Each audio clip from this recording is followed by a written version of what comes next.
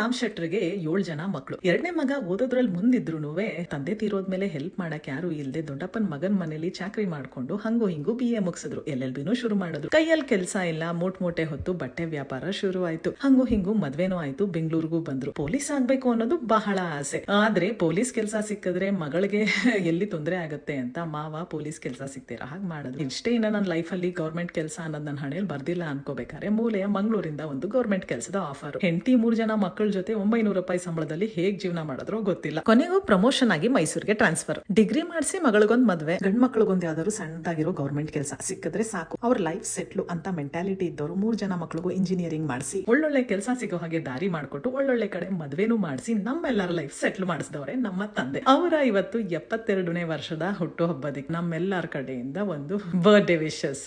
ಇವತ್ತು ನಾವೇನೇ ಇದ್ರು ಅದು ನಮ್ಮ ತಂದೆ ನಮ್ಗೆ ಕೊಟ್ಟ ಭಿಕ್ಷೆ. ಅವ್ರು ಯಾವತ್ತೂ ಚೆನ್ನಾಗಿರ್ಲಿ ಅಂತ ನಾವೆಲ್ಲರೂ ಬೇಡ್ಕೋತೀವಿ.